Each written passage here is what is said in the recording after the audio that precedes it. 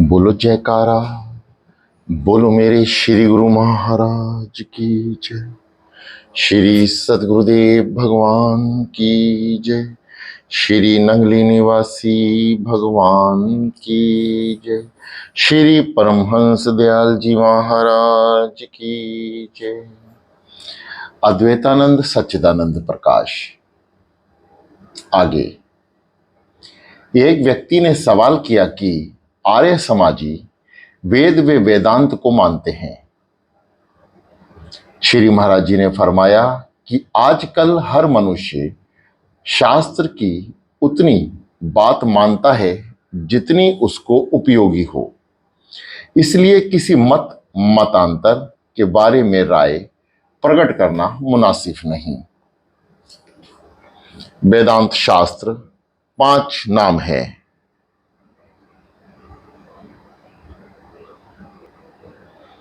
वेदांत शास्त्र के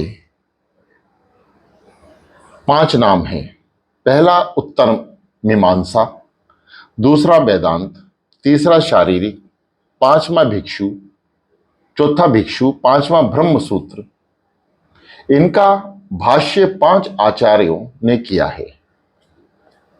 पहला शंकराचार्य, दूसरा रामानुजाचार्य, तीसरा निम्बर्क, चौथा वल्लभाचार्य, पांचवा माधवाचार्य। ये दक्षिण के किसी राजा के प्रधानमंत्री थे और शंकराचार्य के शिष्य थे। एक वैष्णव माधवाचार्य नाम के दूसरे महात्मा थे। जहां तक हमारा विचार है, आर्य समाजी वेदों के केवल संहिता भाग को मानते हैं, उसको ईश्वरीकृत कहते हैं। ब्रह्मांड और अस्तित्व उपनिषदों के मत को ऋषिकृत कहते हैं। अब केवल संहिता के 10-12 शाखा मिलती हैं। पतंजलि का महाभाष्य है, इसमें लिखा है कि केवल संहिता की 1131 शाखा थी। सामवेद की 1000 मध्यदनी शाखा, यजुर्वेद की 101 वजसनेयी शाखा, ऋग्वेद की 21 शाकल्य शाखा और अर्थवेद की 9 शौनक शाखा। आर्य समाजी ईश्वर और जीव को अलग अलग मानते हैं। उनका मत वैष्णव माधवाचार्य का सा है, लेकिन वे मूर्ति पूजक को नहीं मानते। आगे एक सरकारी नौकर ने अर्ज किया कि मेरा दिल भजन व अभ्यास में लगता है, सरकारी काम या दुनिया के धंधों में दिल नहीं लगता। श्री महाराज जी ने फरमाया कि आपका मन आपको धोखा दे रहा है। दुनिया के जितने भी काम हैं, चाहे सरकारी नौकरी, चाहे भजन या गृहस्थी के धंधे, सब 3 भागों में हैं, या यूं कहें कि बटे हुए हैं। पहला फर्ज, दूसरा वाजिब, तीसरा सुन्नत। इसमें से ईश्वर का भजन, स्वामी की सेवा, सरकारी कार्य, गृहस्थी का पालन आदि फर्ज माने गए हैं। आगे एक रोज टेरी जिला कोहाट में रहने वाले एक साधु ने शिकायत की कि मुझे कोई साधु समझता ही नहीं, ना आदर करता है, ना कोई उपदेश सुनता है।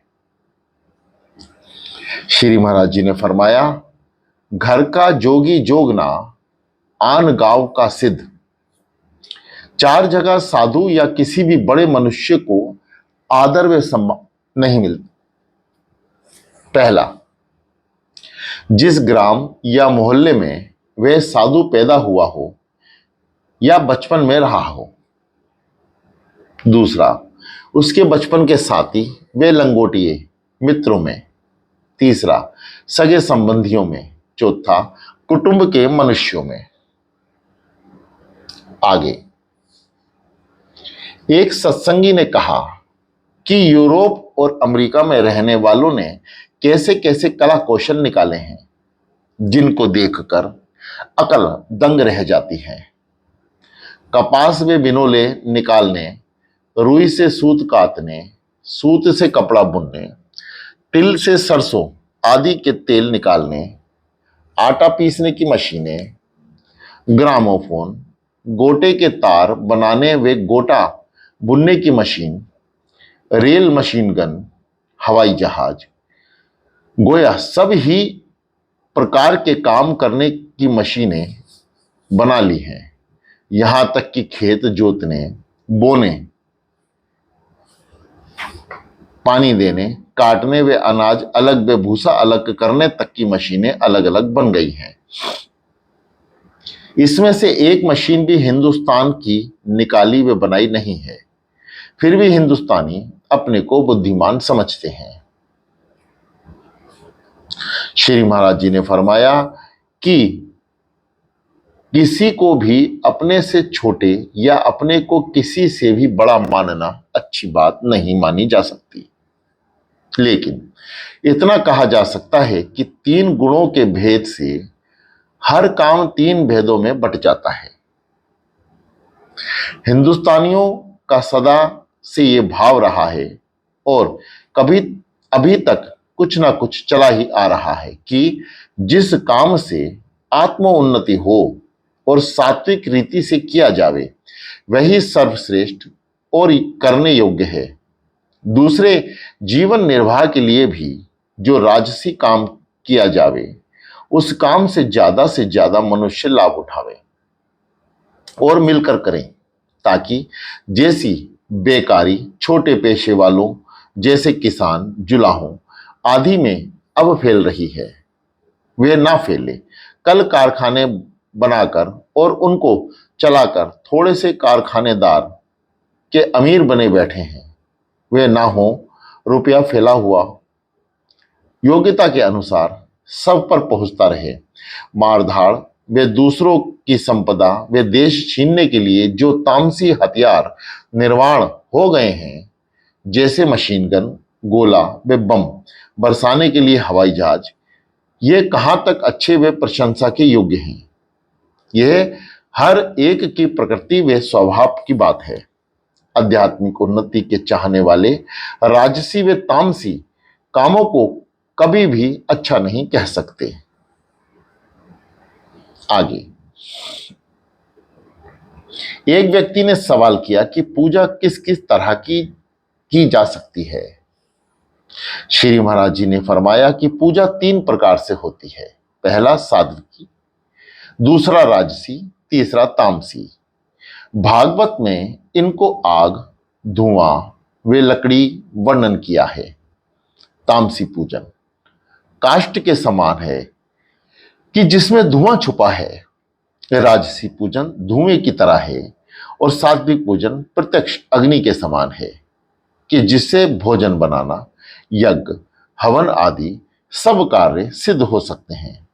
भागवत गीता के अध्याय 17 के श्लोक 4 में 3 प्रकार की पूजा लिखी है। आगे एक सत्संगी ने प्रश्न किया कि गाना बजाना यानी इस्लाम में क्यों माना है। हजरत मोहम्मद साहब ने इसमें क्या दोष देखा। सिर्फ चिश्तियां खानदान में गाने बजाने का भरपूर रिवाज है। एक सेवक ने जवाब दिया कि हजरत मोहम्मद साहब की मंशा थी कि विलासता के लिए गाना सुनना हराम है। आत्म आनंद के लिए गाना सुनने में कोई हर्ज नहीं। एक दफा ईद के त्योहार पर अंसार काबिले की कुछ लड़कियां डफ बजाकर गा रही थी और हजरत मोहम्मद साहब सुन रहे थे। हजरत उमर वहां आ गए और लड़कियों को गाना बजाने से रोकने लगे। तो हजरत साहब ने हजरत उमर से कहा कि लड़कियों को गाना बजाने से मत रोको, ये त्योहार का दिन है, सभी खुशी मनाते हैं। आगे एक सत्संगी ने प्रश्न किया कि धर्म क्या है और अधर्म क्या है। श्री महाराज जी ने फरमाया कि इसका ठीक उत्तर विस्तार के साथ देना असंभव है। देश, काल अर्थात युग, पात्र, तीन गुण, राज, समाज, मत मतांतर, चार वर्ण, आश्रम, सभी बातों पर धर्म निर्भर होता है।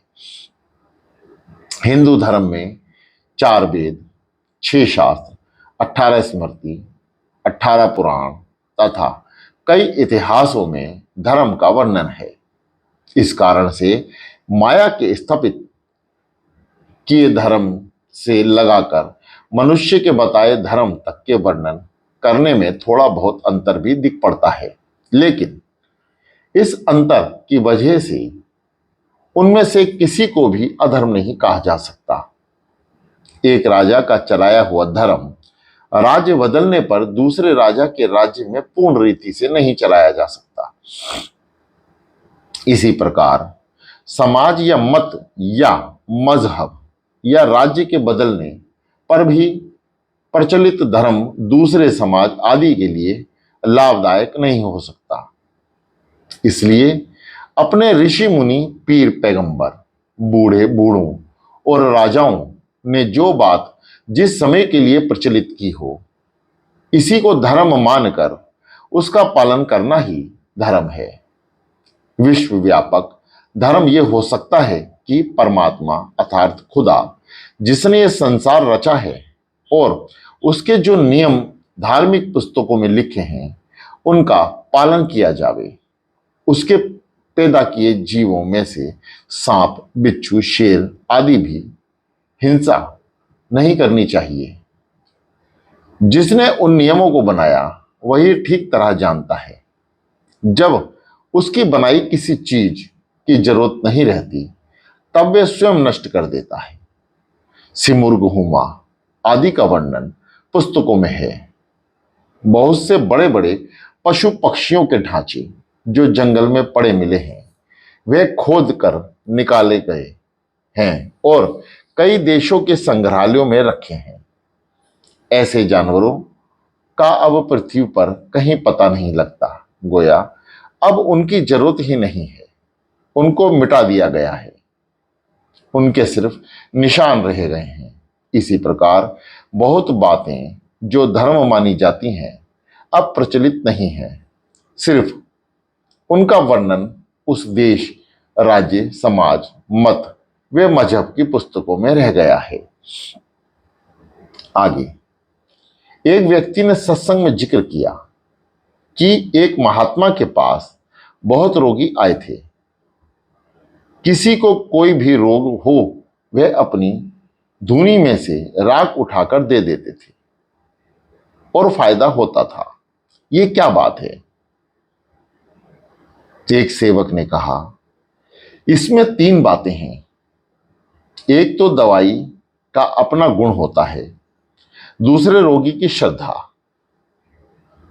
इसमें भी गुण में अंतर हो जाता है, तीसरे देने वाले की दुआ। दवाई के अपने गुण से बढ़कर श्रद्धा और गुण होता है और इससे भी बढ़कर दुआ गुणात्मक होती है। बहुत महात्मा भभूति भी नहीं देते और आशीर्वाद देते हैं, उसी से सब काम बन जाता है। सखियां जहर है, जहर है। मीराबाई ने भरा कटोरा पी लिया और जहर का असर नहीं हुआ। आगे एक रोज सत्संग में जिक्र हुआ कि हिंदू धर्म अर्थात सनातन धर्म कब से चालू है। ईसाई, मुसलमान, इस्लाम आदि मजहबों के चालू होने का समय लिखा हुआ है। हिंदू धर्म अब तक एक रस चला आ रहा है, इसका क्या कारण है? बहुत से संगियों ने अपनी अपनी राय दी। एक सेवक ने कहा कि यह भी उसकी सच्चाई का सबूत है। चींटी और कमजोर वस्तु थोड़ा सा जोर लगाने से मिट जाती है। जो किसी भी कोशिश या जोरदार यत्न से और छोटे से लेकर मनुष्य तक की मुखालफत से भी ना मिट सके, उसको सच्चा समझना चाहिए। बड़े बड़े बादशाह, पीर, पैगंबर, ऋषि, महात्मा और मुनि आदि ने उसको मिटाने का प्रयत्न किया, पर मिटना तो दूर रहा, वह तो अपने स्थान से हिला भी नहीं। सारा जहां रहा है हिंदू धर्म का दुश्मन, पर मिटा ना सका उसके जहां से अब तक। बोलो जयकारा, बोलो मेरे श्री गुरु महाराज की जय।